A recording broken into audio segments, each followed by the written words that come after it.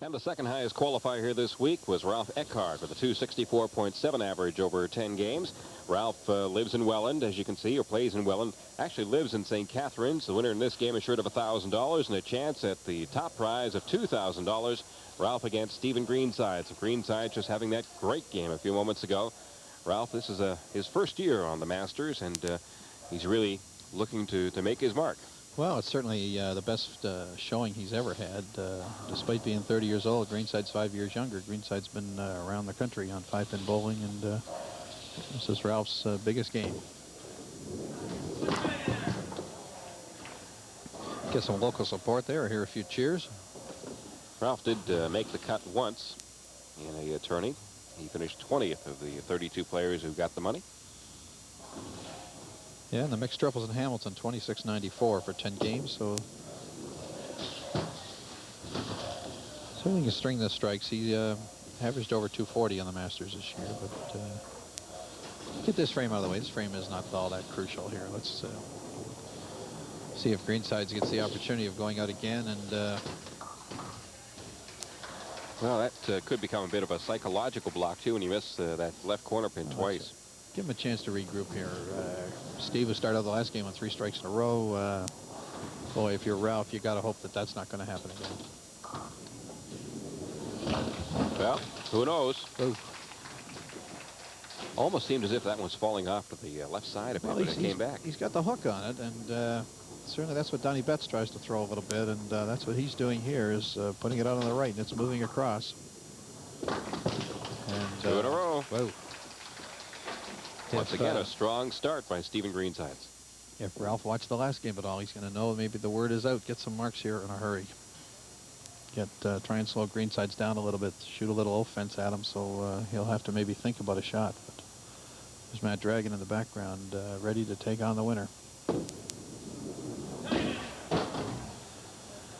Ralph Eckhardt having some problems here to start this match. He was really dominant through the tournament. Started with 368. He pretty well chased Matt Dragon the whole tournament. 291, then 321, 980 his first 3 games. Turned around his first 3 games today. Were 251, 300, and 270. That's 821 today. 1800 for the first 3. Maybe he's tailing off a little bit here near the end, because his finish was 207 and 203, and it just might be carrying over right here. Counts 12, so he gives 25 now through 2 frames, and really finds himself deep in the hole already. Well, he sure does, and something he doesn't want to do. It's time to put a mark on the board right here. Ralph started bowling seriously at the age of 8. So he's been bowling some 22 years, and in fact, one of his teachers sitting right beside us today. Well, we were there. I'm sure we were at Latcham Lanes in St. Catharines. I was here for a couple of years, 69 to 71, and I can remember Ralph and Joyce Maxwell.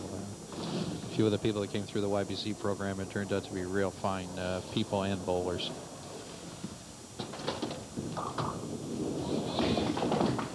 Well, he won't get 3 in a row. Gets a nice carry here, though. This chop-off, boy, this chop-off, as I said, was such a tough spare all weekend. Henry Farrer, scorer, mentioned that Steve and Jurgen Rump, in fact, both of them only missed the head pin once once each in the last game. In the last game, but it strikes together in a few marks and avoiding the big pin in the middle. It here seemed to be a foot across. Green gets the spare there, 70 through second. He's already up 45 pins, but bounces this one a little bit, so he doesn't get the carry. First time he's missed a head pin in this game. Doesn't get it up to the head pin. So. Nonetheless, he's still got a very nice lead. An early lead. Ralph's got a chance here when he gets back to... Spares it up. Spares it up 90 through the 3rd. Now it's up to Ralph to put some strikes on here. 25 through the 2nd, but if he can throw another double here, he can get to 70 in the 3rd and bring the game really close. Ralph was saying that he's got some friends who have been master bowlers for a number of years, and they told him it was a lot of fun, so he decided this year to take part. There he is. He's back at it. Well, it is a lot of fun. It's like a hobby, you know. If you're going to do something well, whether it's golf or curling or sailing or whatever, it's going to cost you some money. Next year, the Masters tournaments are $93 each. There's some sponsors at each event. There's some added money. And there's some prizes to be won, at least certainly the men's $1,000 at any one of the tournaments for the first prize. Big shot for Ralph right here, and he's tough break. It's a corner. Well, it's a big count though. It's going to move him through the third frame at 68. In this tourney, each bowler paid $120. $120, and certainly some added money from Brunswick. Certainly one of one of our excellent sponsors, Brunswick International. Bill Sutherland and George McGarvey here today. That's a tough shot here for Ralph. He had a chance to help himself out there, and boy, he just leaves the door open again now. Steve's going to find himself 30 or 40 pins in the lead here without any trouble. And, those are the shots you don't want. How does one become a master bowler? Well, what it's been in the past is you come through a bowling center, and if you're a teacher, we have a teaching division and a tournament division, and you can be a teaching master, and a lot of times these are the bowlers that are involved with the instruction and coaching programs. But if you were a top average bowler, you'd contact your local center, and they would probably know you anyway. Got a new rule this year where you can just join directly, and because a few bowling centers have closed through some real estate deals and so on, and we're going to have a little different style in the Masters maybe this year with some unaffiliated Masters, as they're called. So there'll be a few top players come in, and they can just come direct without going through a center. There's Greensides. He gets another spare, and he's just going to be able to add to it here. Uh-oh. Well, Ralph needed that. There's no question about it. No, Steve didn't. No, he sure didn't. But Ralph needed it to get himself back in this game here. It comes on a spare, so the count is only 135. He can go 150 through the sixth frame, and boy, Ralph can be right back in this one. Doesn't even have to throw a couple of strikes. A spare strike would have him 9 pins away. Picks them both up, 150 through the sixth, 250 average. Now it's up to Ralph here. A couple of marks is all he's looking for. He's going to topple Greensides here, who's rolling right along. Ralph was saying that he just really still finding it a little unusual and hard to get used to, all the cheering that goes on when you're trying to beat the competition. He said, but you know, like the guys behind you are cheering as hard as you are trying to get that pin down. Well, they sure are. There's lots of noise. It's certainly the spectators and everybody else. The players can be very rambunctious. I think Ralph's got them tied up here now. We're going to have to get these pins untangled. That's the reason for this delay. And those pins, they're going to require somebody to go back there and actually untie them. Yeah, they get, that's a sign there's a lot of stuff in your ball if you can put the pins between each other, and they actually come up in a knot. And Ralph all set now to take his shot. Wants to have this spare. He wants to go spare strike here, spare corner pin spare. First frame, he had some problems with it, and he continues to have that problem. Well, it's backing up a little bit. The lanes, which have been so fast, are now drying out a little bit. They're drying out just with the passage of time. You topped it off the television lights now, and the lanes dry out a little quicker. Because he threw that ball over there, normally that would have rolled right to the corner, and it rolls back a few boards because that's the spin he's put on the ball. So now he sits, they both sit through the sixth frame, and they're 24 pins. It's not insurmountable yet here. But Ralph needs some marks to just a mark here to get some momentum going for his next time up. Nope. Well, that certainly kills Uncle Mole real quick. Really does.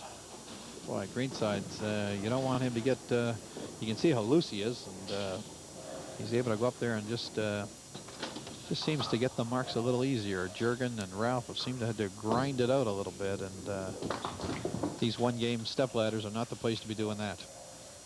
Ralph works at A&P as a stock clerk. Says he bowls about 10 games a week in a couple of leagues and some practice games. Well, they got a lot of, certainly a popular bowling center here at Bolorama. Mickey Piker and Johnny Scholes and Ron Robbins. And, lots of big scores here, and fellas get the hang of it a little bit. You know, if you bowl at a place all year, you get to know it a little better.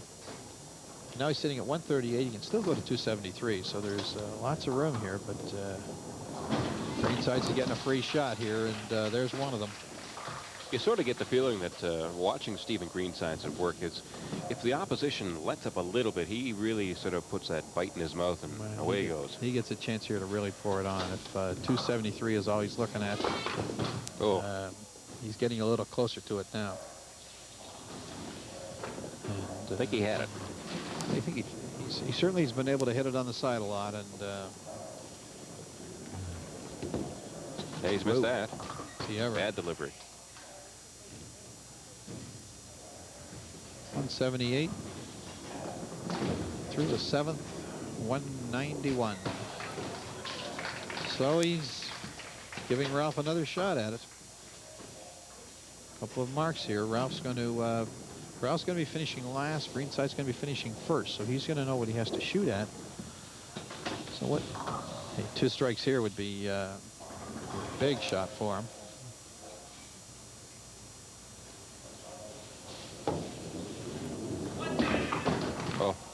Just can't carry them over. No, it's making it tough on himself now. His maximum now is 258. It's coming down pretty quickly. Well, regardless of what happens here today, Ralph is very pleased with his effort here this week. Yep, there he gets that corner pin there. He got that ball over a little bit. Oh, certainly, regardless of what he wins here, it'll certainly, you know, finish the year off in nice style and give you a nice motivational lift for next year. The bowling season runs from when to when, roughly? Well, when to when? The first tournament is August the 30th, and we'll play the Masters Championships. They'll be finished the last weekend in June. So it's a full year. It's a full year. There really is not a lot of time off. We're even in spring leagues right now, and there is air conditioning and everything is certainly prevalent in many centers. Certainly, spring and summer bowling is also an important part of the business. Here's Ralph. He wants this one. No, and he's put himself in a deep hole right now because he's going to can pin this off, only going to 181. No, we're looking at Greensides and Matt Dragon.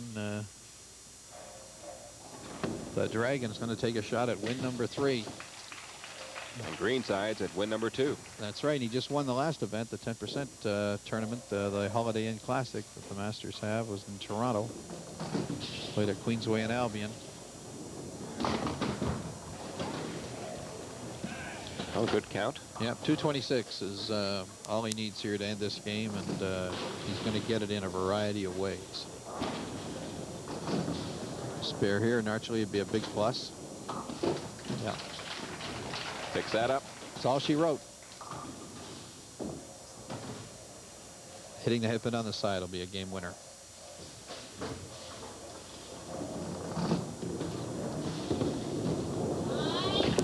And he's got more than that. Yep. So Stephen Greensides will move up from his 4th place finish to at least 2nd.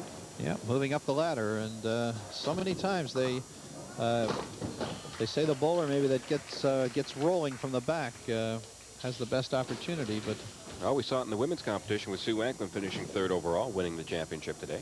Exactly. Here's Greenside, just a nice roll on that ball. Finishes with 3 strikes in a row, a very nice way to finish, and he goes up with 266. Yeah. 266, 150 in the 6th, 191 in the 8th. Kind of hesitant, and still is able to bang out 266. Very nice score. That's Ralph's ball, and he knows it too. He knows that's the roll he wanted, and there'll be other times. There's George Babenko and Dolly Kolaz, local bowlers here, rooting him on. Nice backswing. Well, he's got 2 in a row. He's got a feel for it now. I guess the pressure is off. That's right. I think he'd like another game at him, just on the experience factor alone.